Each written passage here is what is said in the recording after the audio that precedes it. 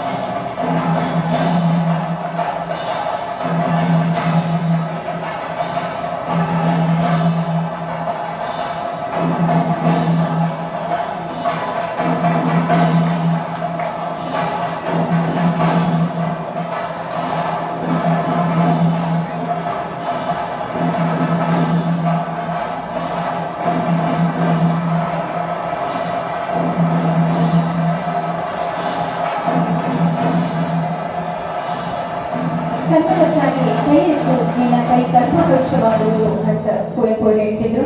ಪರಶುರಾಮನ ಸೃಷ್ಟಿ ಎನಿಸಿರುವ ತೌಳವ ನೆಲದ ಸಮೃದ್ಧಿ, ದೃಢತೆ ಮತ್ತು ಜೀವಪ್ರೀತಿಗಳ ದ್ಯೋತಕವಾಗಿರುವ ತೆಂಗಿನ ಸಸಿಗೆ ನೀರೆರೆದು ನೂತನ ಅಧ್ಯಕ್ಷರ ಆಶಯದಂತೆ ಕರಾವಳಿಯುದ್ದಕ್ಕೂ ಕನ್ನಡದ ಕೆಲಸ ಸಂಪುಷ್ಟವಾಗಿ ನಡೆಯುವಲ್ಲಿ ನೂರಾರು ಕಲ್ಪವೃಕ್ಷಗಳು ಒದಗಿ ಬರಲಿ ಎಂದು ಅತಿಥಿಗಳು ಹಾರೈಸುತ್ತಾರೆ.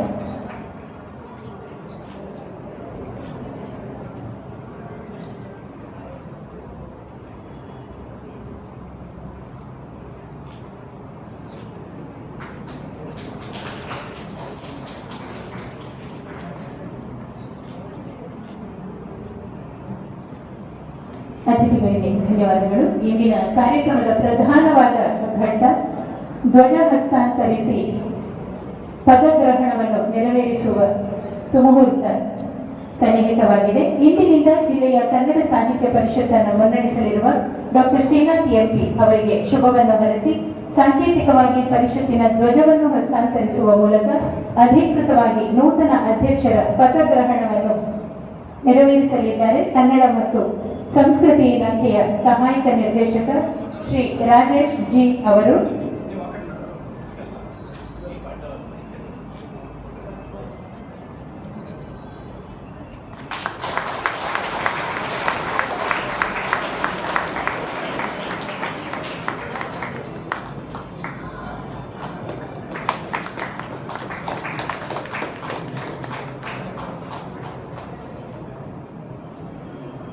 Doctor MP. ಶ್ರೀನಾಥ್ ಅವರಿಗೆ ಶುಭವನ್ನ ಕೋರುತ್ತ, ಸ್ನೇಹಿತರೆ, ಅಕ್ಷರಿಕೆಯ ಮಹಾಪ್ರಸಾದವನ್ನು ಹಳ್ಳಿ ಹಳ್ಳಿಗಳಿಗೂ ತಲುಪಿಸಬೇಕು ಎಂಬ ಪೂಜ್ಯ ಖಾವಂದರ ಸಂಕಲ್ಪ ಮತ್ತು ಯೋಚನೆಗಳನ್ನು ಚಾಲನಾ ಶಕ್ತಿಯಾಗಿದ್ದುಕೊಂಡು ಎಸ್ಡಿಎಂ ಶಿಕ್ಷಣ ಸಂಸ್ಥೆಗಳನ್ನು ಮುನ್ನಡೆಸುವ ಮೂಲಕ ಶ್ರೀ ಧರ್ಮಸ್ಥಳ ಮೇಳದ ಆಡಳಿತದ ನಿರ್ವಹಣೆಯನ್ನ ಮಾಡುವ ಮೂಲಕ ಹಾಗೂ ಪ್ರತಿದಿನ ಸಾವಿರಾರು ಭಕ್ತರು ಭೇಟಿ ನೀಡುವ ಶ್ರೀ ಕ್ಷೇತ್ರದಲ್ಲಿ ಯಾವುದೇ ಕುಂದುಂಟಾಗದಂತೆ ನೋಡಿಕೊಳ್ಳುವ ವ್ಯವಸ್ಥೆಯನ್ನ ನೆರವೇರಿಸುತ್ತಿರುವವರು ಶ್ರೀಯುತ ಡಿ ಹರ್ಷೇಂದ್ರ ಕುಮಾರ್ ಅವರು ಈ ಕಾರ್ಯಕ್ರಮದ ಉದ್ಘಾಟಕ ನೆಲೆಯಲ್ಲಿ 2 ಮಾತುಗಳನ್ನಾಡುವಂತೆ ಅವರಲ್ಲಿ ಕೋರಿಕೆ.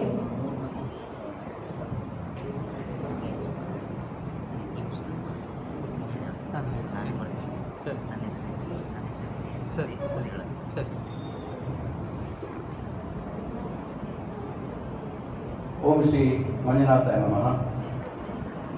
ದಕ್ಷಿಣ ಕನ್ನಡ ಜಿಲ್ಲಾ ಸಾಹಿತ್ಯ ಪರಿಷತ್ ಮಂಗಳೂರು ಈ ಪದಗ್ರಹಣದ ಕಾರ್ಯಕ್ರಮದಲ್ಲಿ ಈಗ ನೂತನ ಅಧ್ಯಕ್ಷರಾಗಿ ಅಧ್ಯಕ್ಷ ಪದವಿಯನ್ನು ಸ್ವೀಕರಿಸಿದ ಡಾಕ್ಟರ್ ಎಂ.ಪಿ. ಶ್ರೀನಾಥ್ ಅವರೇ, ಮುಖ್ಯ ಕಾರ್ಯನಿರ್ವಾಹಕ ಸಹಾಯಕ ನಿರ್ದೇಶಕರು ಕನ್ನಡ ಮತ್ತು ಸಂಸ್ಕೃತಿ ಇಲಾಖೆ ರಾಜೇಶ್ ಅವರೇ, ಎಲ್ಲ ಕನ್ನಡಾಭಿಮಾನಿಗಳೇ, ಮಹನೀಯರೇ ಮತ್ತು ಮಹಿಳೆಯರೇ, ಇವತ್ತು ನಾವು ಒಂದು 2 ವರ್ಷದ ಹಿಂದೆ ಶ್ರೀನಾಥರು ಅಧ್ಯಕ್ಷರಾಗ್ತಾರೆ ಅಂತ ಹೇಳುವ ಕಲ್ಪನೆ ಕೂಡ ಇಲ್ಲ ನಮಗೆ. ಅವರನ್ನು ನಾನು ವೀರೇಂದ್ರ ಹೆಗ್ಗಡೆ ಅವರ ಒಂದು ಕಾರ್ಯಕ್ರಮ 50ನೇ ವರ್ಷದ ಪಟ್ಟಾಭಿಷೇಕಕ್ಕೆ ಪುಸ್ತಕಗಳನ್ನು 25 ಪುಸ್ತಕಗಳನ್ನು ನಾವು ಹೊರತಂದೆವು. ಅದರ ಜವಾಬ್ದಾರಿಯನ್ನು ಅವರು ಕೋಆರ್ಡಿನೇಟರ್ ಆಗಿ ಅವರನ್ನು ನಾವು ನೇಮಿಸಿದೆವು. ನೇಮಿಸಿದ ಸಂದರ್ಭದಲ್ಲಿ ಅವರಿಗೆ ತುಂಬ ಜನರ ಪರಿಚಯವಾಯಿತು.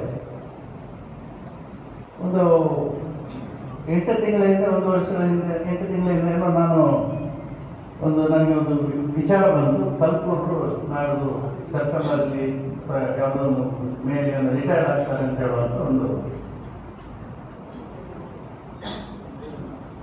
ನನಗೆ ಮಾಹಿತಿ ಸಿಕ್ತು. ಆಗ ನಾವು ಈ ಪುಸ್ತಕದ ವಿಷಯಕ್ಕೆ ಇವರು ವಾರಕ್ಕೆ 2 ಸಲ ನನ್ನ ಆಫೀಸಿಗೆ ಬರ್ತೇವೆ. ಆವಾಗ ಒಂದು ಮಾತಂದರೆ, ಶ್ರೀನಾಥ್ರೆ ನೀವು ಯಾಕೆ ಪ್ರಯತ್ನ ಮಾಡಬಾರ್ದು ಅಂತ ಒಂದು ಉಚಿತ ಸಲಹೆ ಮಾಡಿದರು.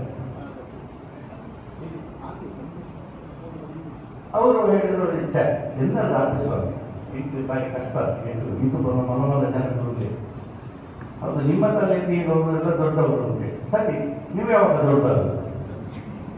ಜವಾಬ್ದಾರಿ ಯಾವಾಗ ತಗೊಳ್ಳಿ.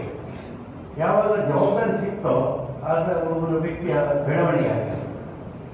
ಯಾವಾಗ ಜವಾಬ್ದಾರಿ ಇಲ್ಲವೋ ಅವನು ನಮಗೆ ಬಾಕಿಯವರ ಬಗ್ಗೆ ಜವಾಬ್ದಾರಿ ಇಲ್ಲದವ್ರನ್ನ ನಾವು ಹೇಳಿಕೊಂಡು ಯಾರು ಯಾವುದನ್ನು ಕ್ರಿಟಿಸೈಸ್ ಮಾಡುವಂಥದ್ದು ಒಂದು ನಮ್ಮಲ್ಲಿ ಒಂದು ದೊಡ್ಡ ಗುಣ. ಯಾವುದ್ರ ಬಗ್ಗೆ ಆಗ್ಬೋದು, ನಮ್ಮ ಪ್ರೈಮ್ ಮಿನಿಸ್ಟರ್ ಬಗ್ಗೆ ಆಗ್ಬೋದು, CM ಆಗ್ಬೋದು, ಯಾವುದೋ ಮಿನಿಸ್ಟರ್ಗಳಾಗ್ಬೋದು, ಅಥವಾ ನಮ್ಮ ಅಧಿಕಾರಿಗಳು, ಇವರ ಬಗ್ಗೆ ಏನಾದರೂ ನಾವು ಹೇಳೋದು.